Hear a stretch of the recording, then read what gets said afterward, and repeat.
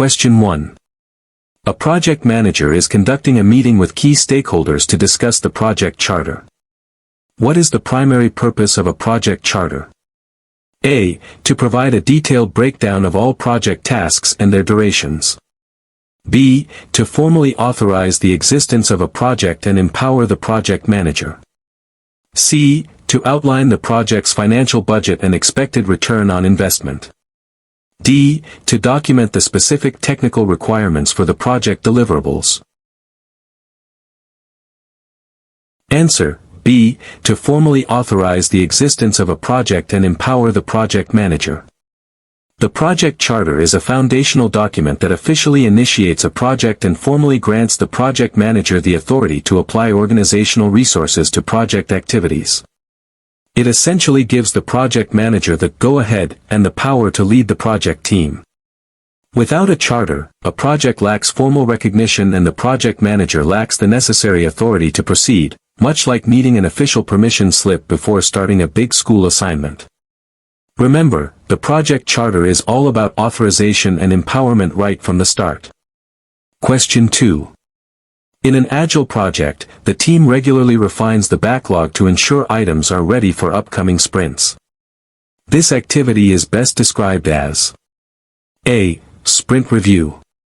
B. Sprint retrospective. C. Backlog refinement. D. Daily scrum. Answer: C. Backlog refinement. Backlog refinement, sometimes called backlog grooming, is a continuous activity where the product owner and the development team add details, estimates, and order to items in the product backlog. Its purpose is to ensure that items are well understood, clearly defined, and appropriately sized so they can be selected for future sprints. For example, breaking down a large user story into smaller, manageable tasks is a common part of this process. Think of it as tidying up your to-do list so it's clear what needs to be done next and how much effort each item will take. Question 3. During the execution of a critical infrastructure project, several unforeseen regulatory changes are introduced that could significantly impact the project's schedule and budget. Which process should the project manager initiate to address these changes systematically? A. Perform integrated change control. B. Control quality. C. Plan risk responses. D. Monitor stakeholder engagement. Answer: A. Perform integrated change control. When unexpected issues arise that could affect the project's baselines, the Perform integrated change control process is essential for reviewing, approving, or rejecting proposed changes. This ensures that all changes are considered holistically, assessed for their impact across the entire project, and managed consistently, preventing uncontrolled alterations. For instance, before implementing new regulatory requirements, the team would analyze their cost and schedule implications, get necessary approvals, and then update baselines. Always remember, any significant alteration to a project should go through a formal change control process to maintain order and prevent chaos. Question 4. A Scrum team finds that external dependencies are causing frequent delays and preventing them from meeting their sprint goals. Which of the following Scrum roles is primarily responsible for removing impediments that hinder the development team? A. Product owner. B. Project manager. C. Stakeholder. D. Scrum master. Answer: D. Scrum master. The Scrum Master acts as a servant leader, whose key responsibility is to facilitate the Scrum process and remove any impediments that prevent the development team from performing effectively. External dependencies causing delays are classic examples of such impediments. The Scrum Master would work to resolve these issues, protecting the team and helping them stay focused on their sprint goal. For example, if a team needs a specific software license from another department, the Scrum Master would champion that request. Remember, the Scrum Master clears the path for the team to do their best work. Question 5. Which of the following represents the total estimated cost of the entire project when completed, based on the current performance trends? A. Estimate to complete, ETC. B. Estimate at completion, EAC. C. Budget at completion, BAC. D. Variance at completion, VAC. Answer: B. Estimate at completion, EAC. The estimate at completion, EAC, is a forecast of the total cost of the project at its completion, calculated by factoring in the project's actual performance to date. It is a critical metric for understanding the likely final cost based on current progress and spending. For example, if a project is running over budget, the EAC will reflect a higher total cost than the original plan. It's like estimating the final cost of building a house after seeing how much has been spent and what's left to do. Question 6. A project team is developing a new software application using an adaptive approach. At the end of each iteration, they demonstrate the working software to stakeholders and gather feedback. Which Agile principle does this practice primarily support? A. Command and control management. B. Contract negotiation over customer collaboration. C. Responding to change over following a plan. D. Comprehensive documentation over working software.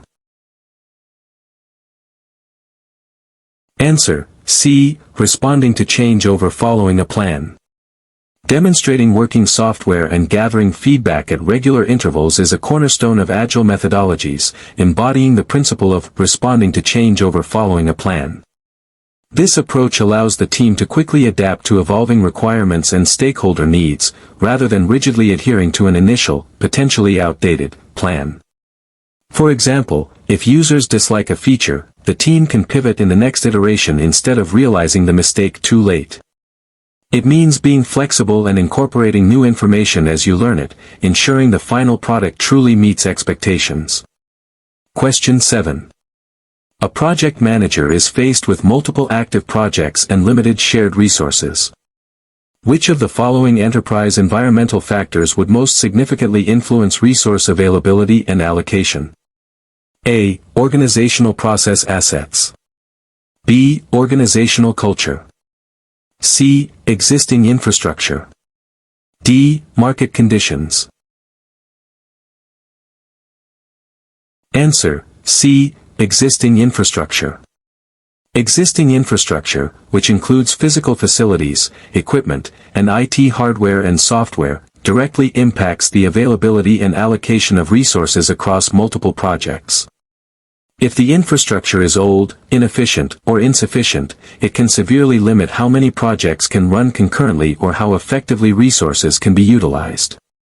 For instance, if a company only has a limited number of specialized testing environments, all projects needing that environment will compete for access. This factor sets tangible boundaries on what resources are practically at your disposal. Question 8. In a high-complexity project with evolving requirements, the team frequently delivers increments of working software and adapts its plans based on feedback.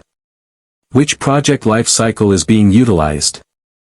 A. Predictive life cycle. B. Iterative life cycle. C. Incremental life cycle.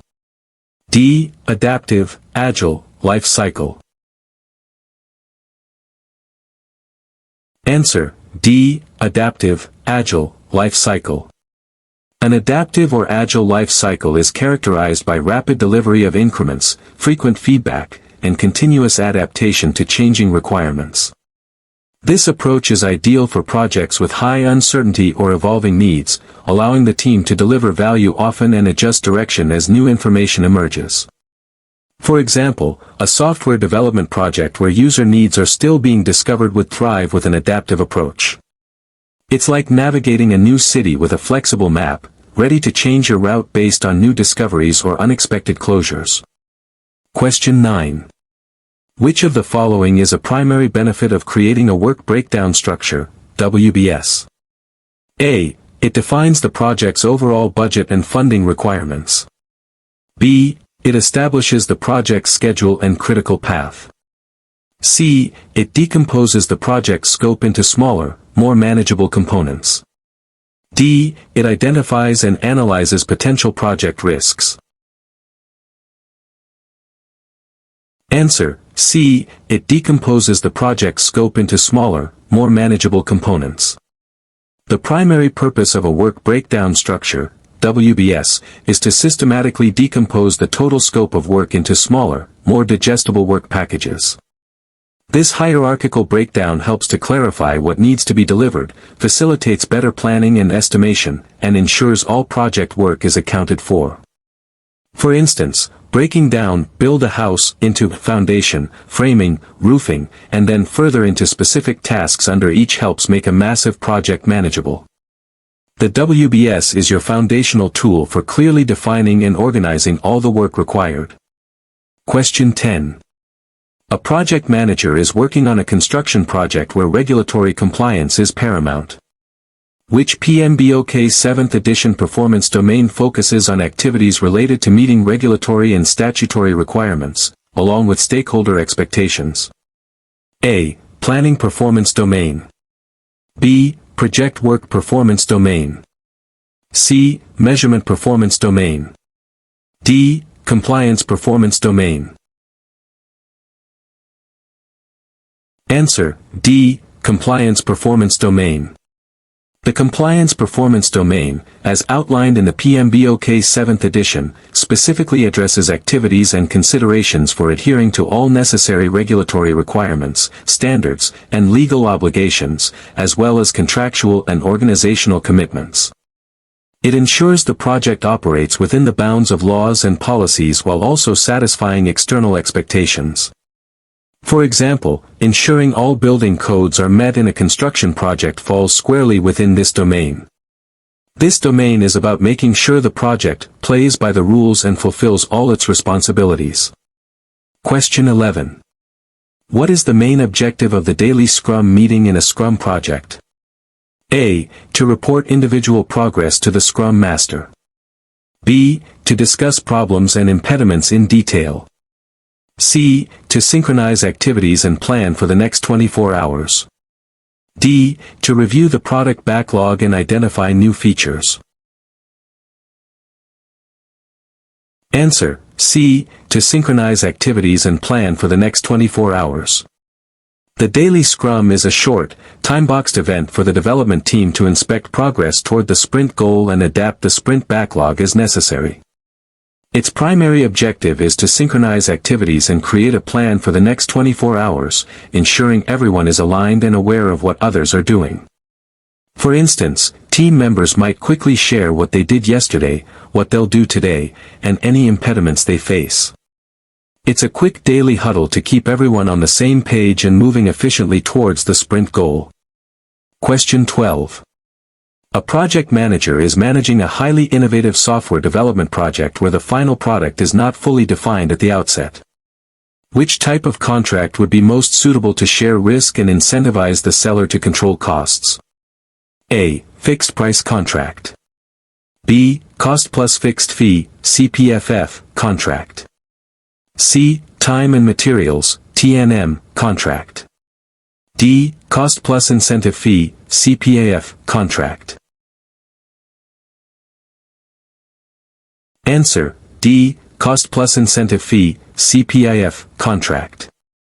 A cost plus incentive fee, CPIF, contract is ideal for projects with some uncertainty, as it reimburses the seller for allowable costs and provides an incentive fee if the seller meets or exceeds defined performance objectives, such as cost targets. This type of contract shares risk between the buyer and seller and motivates the seller to control costs, unlike a pure cost-plus contract which offers less incentive. For example, if the seller completes the work under the target cost, they might receive a percentage of the savings as an additional fee. It's a win-win where both parties benefit from efficient project execution. Question 13.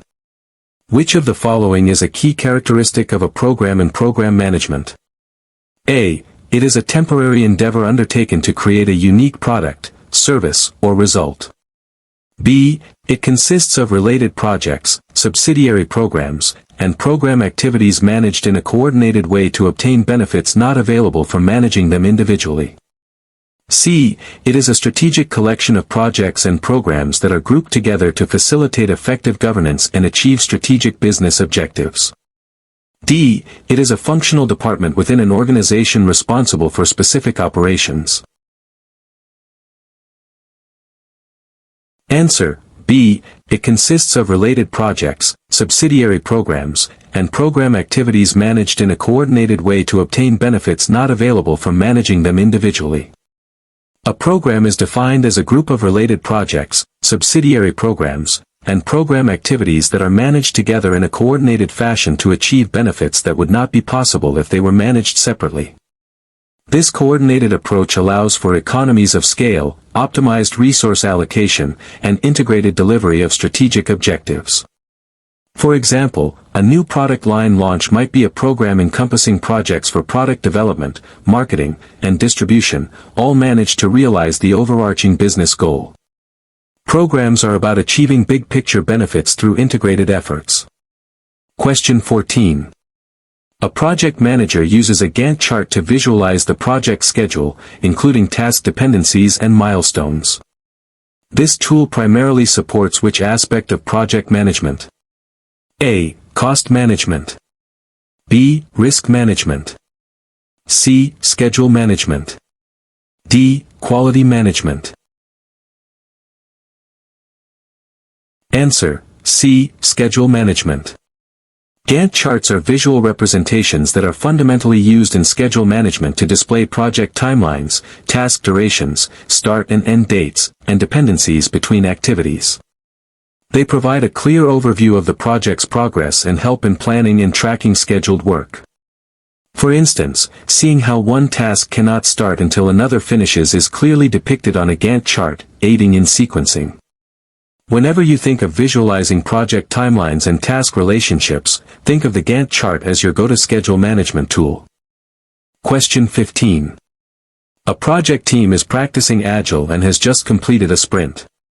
Which event provides an opportunity for the Scrum team and stakeholders to inspect the increment and adapt the product backlog if needed? A. Sprint planning. B. Daily Scrum. C. Sprint review. D. Sprint retrospective. Answer: C. Sprint review. The sprint review is a crucial event at the end of a sprint where the Scrum team showcases the done increment to stakeholders, and together they inspect the results and adapt the product backlog. This collaborative meeting allows for direct feedback and ensures that the product development is aligned with evolving needs and expectations.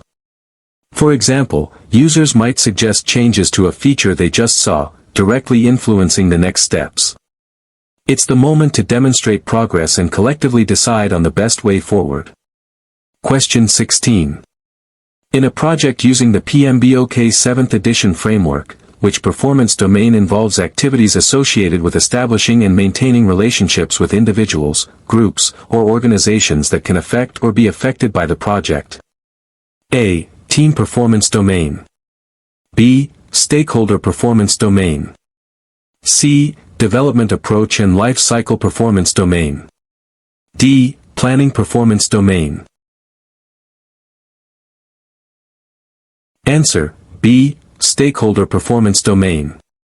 The stakeholder performance domain in the PMBOK 7th edition focuses on activities and functions associated with engaging with all project stakeholders effectively. This includes identifying stakeholders, understanding their needs and interests, and managing their expectations to ensure their support and minimize potential negative impacts. For example, holding regular meetings with a key client to get their input and keep them informed falls squarely within this domain. Always remember that effectively managing stakeholders is crucial for project success, as their influence can make or break a project. Question 17.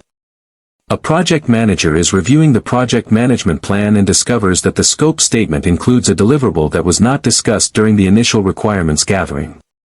What term best describes this unauthorized addition to the project scope? A. Scope creep. B. Gold plating. C. Project float. D. Value analysis. Answer: A. Scope creep. Scope creep refers to the uncontrolled expansion of a project's requirements or deliverables without proper authorization or consideration of its impact on schedule, cost, or resources. This often happens subtly, with small additions accumulating over time, and can significantly undermine project success if not managed effectively. For instance, if a client keeps adding minor features to a website project without formal change requests, that's scope creep. Always be vigilant for unauthorized changes, as they can quickly derail a project. Question 18. Which of the following is a primary characteristic of a project management office, PMO, with a controlling structure? A. It acts as a repository for templates and best practices, with a low degree of control. B. It provides support and requires compliance through various means, with a moderate degree of control. C. It directly manages projects and takes full control, with a high degree of control. D. It only provides consulting services and no direct control. Answer: B. It provides support and requires compliance through various means, with a moderate degree of control. A controlling PMO provides support to projects by offering templates, best practices, and training, but it also exercises a moderate degree of control by requiring compliance with project management methodologies, tools, and governance frameworks. This ensures consistency and adherence to organizational standards across projects. For example, a controlling PMO might mandate the use of specific reporting tools or review project plans for adherence to quality standards. Its role is to guide and ensure projects follow established procedures without directly managing them. Question 19. A project team member reports that a critical path activity is taking longer than planned, potentially delaying the entire project. This situation represents what type of variance? A. Cost variance. B. Schedule variance. C. Resource variance. D. Quality variance. Answer: B. Schedule variance. Schedule variance, SV, is a measure of schedule performance, indicating whether a project is ahead or behind its planned schedule. When a critical path activity, which has zero float, takes longer than expected, it directly causes a negative schedule variance and can delay the project's overall completion date. For example, if a task was planned for 5 days but took 7, you have a negative schedule variance. Understanding schedule variance helps project managers identify and address delays promptly to get the project back on track. Question 20. In Scrum, which artifact provides a single, ordered list of everything that might be needed in the product and is the sole source of requirements for any changes to be made to the product? A. Sprint backlog. B. Product backlog. C. Increment. D. Burn down chart. Answer: B. Product backlog. The product backlog is a dynamic, ordered list of everything that is known to be needed in the product. It serves as the single source of requirements for any changes to be made to the product, constantly evolving as new information and insights emerge. For example, all features, functions, requirements, enhancements, and fixes are listed here and prioritized by the product owner. It's like a living wish list for the product, always reflecting the current best understanding of what should be built next. Question 21. A project manager is creating a document that describes how risks will be identified, analyzed, and managed throughout the project. This document is known as the A. Risk Register. B. Risk Report. C. Risk Management Plan. D. Probability and Impact Matrix. Answer: C. Risk Management Plan. The Risk Management Plan is a component of the project management plan that outlines how risk management activities will be performed on the project. It details the methodologies, roles and responsibilities, budgeting, timing, risk categories, and definitions of probability and impact that will be used. For instance, it specifies who will identify risks and when, and how risk responses will be decided. Think of it as the playbook for how you're going to deal with uncertainties and potential problems throughout the project's lifecycle. Question 22. Which of the following best describes the role of a business analyst, BA, in a project, particularly from a PMI/PBA perspective? A. Primarily responsible for creating the project schedule and managing resources. B. Focused on implementing the project solution and ensuring technical quality. C. Serves as a liaison between stakeholders to understand, analyze, and communicate requirements. D. Responsible for acquiring and managing project team members. Answer: C. Serves as a liaison between stakeholders to understand, analyze, and communicate requirements. From a PMI/PBA perspective, a business analyst, BA, acts as a critical liaison between stakeholders to identify, analyze, document, and communicate business needs and requirements for a solution. Their core function is to ensure that the project delivers value by addressing the right problems and building the right solution. For example, they might interview users to understand what a new software system needs to do.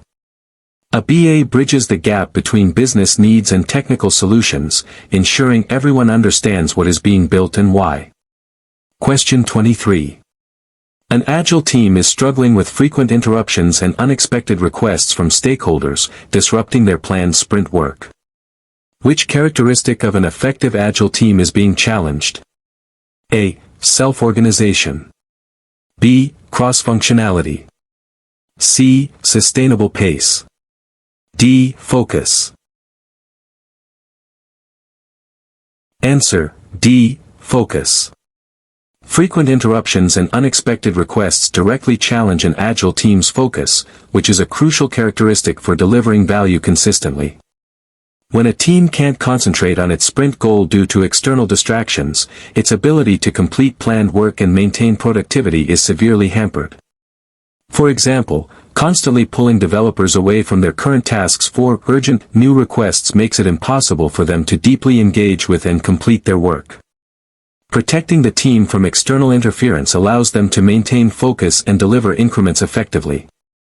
Question 24. A project manager needs to communicate performance information to stakeholders, including scope, schedule, cost, and quality. Which communication artifact is typically used to summarize this information? A. Project charter. B. Stakeholder register. C. Performance report. D. Risk register. Answer: C. Performance report. Performance reports are formal documents or presentations that summarize the project's status and progress against baselines, providing key information on scope, schedule, cost, and quality to stakeholders. These reports are essential for keeping stakeholders informed and enabling them to make timely decisions. For instance, a monthly performance report might show that the project is slightly behind schedule but within budget. These reports are your regular updates, keeping everyone in the loop on how the project is truly performing. Question 25. Which of the following best describes the purpose of a sprint goal in Scrum? A. To define the total scope of work for the entire product.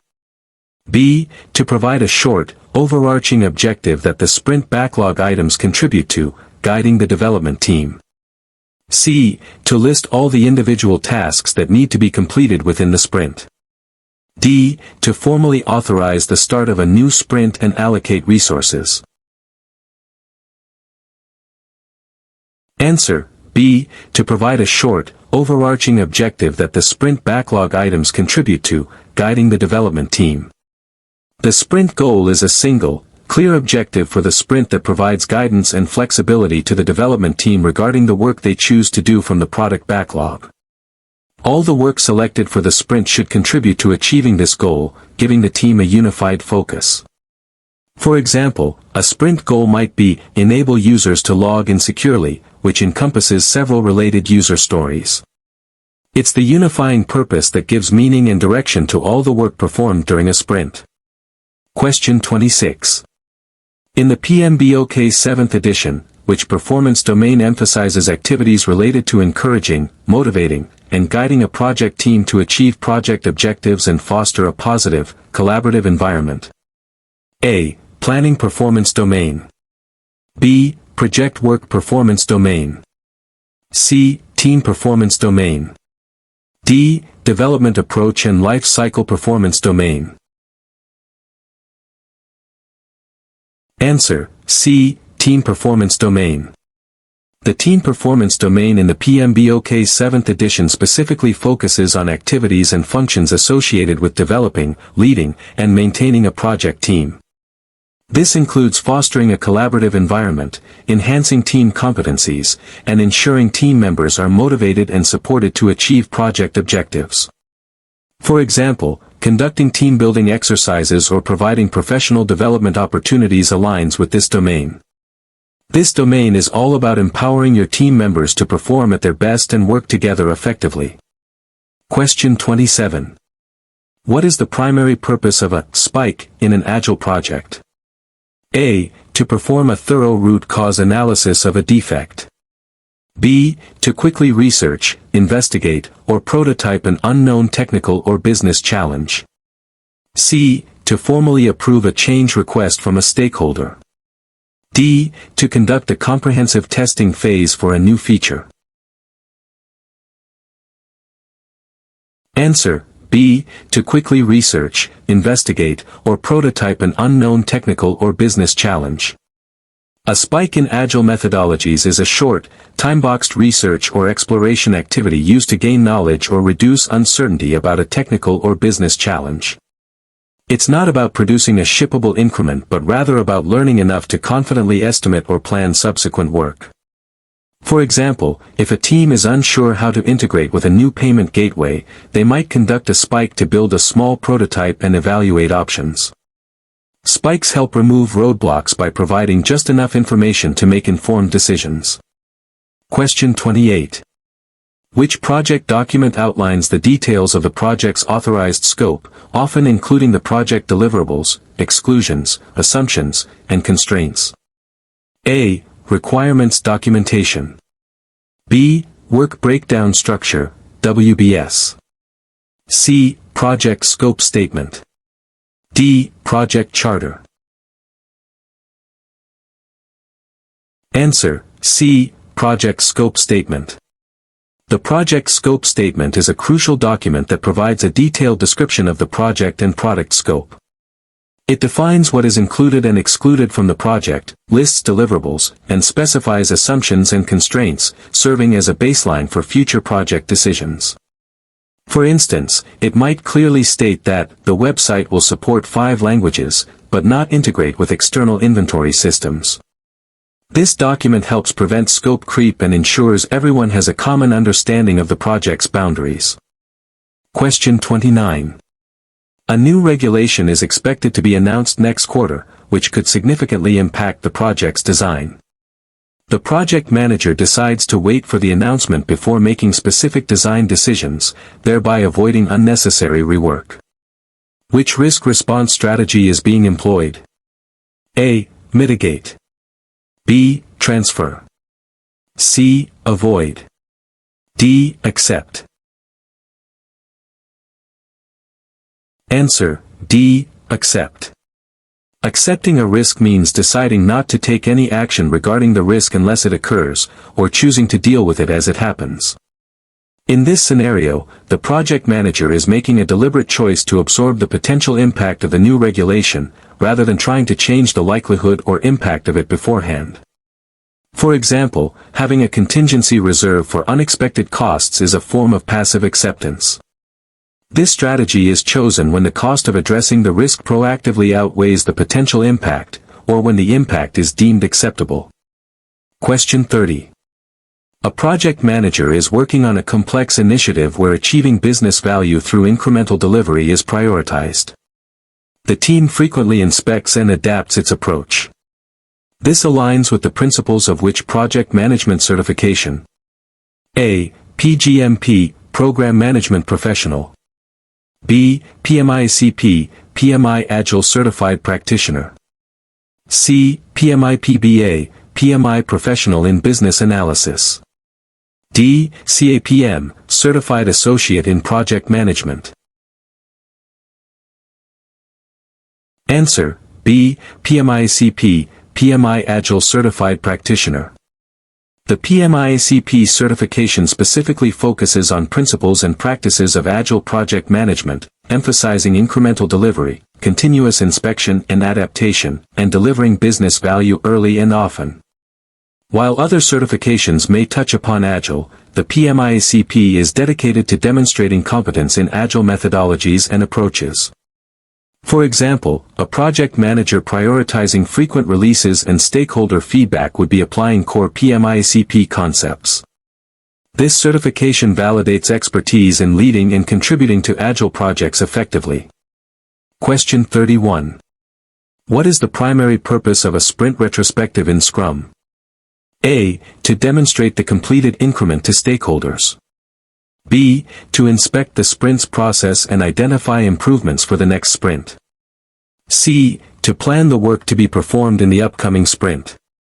D. To resolve impediments faced by the development team. Answer: B. To inspect the sprint's process and identify improvements for the next sprint. The sprint retrospective is a key Scrum event held at the end of each sprint, where the Scrum team inspects itself and creates a plan for improvements to be enacted during the next sprint. Its purpose is continuous improvement of processes, tools, and interactions, fostering a better working environment.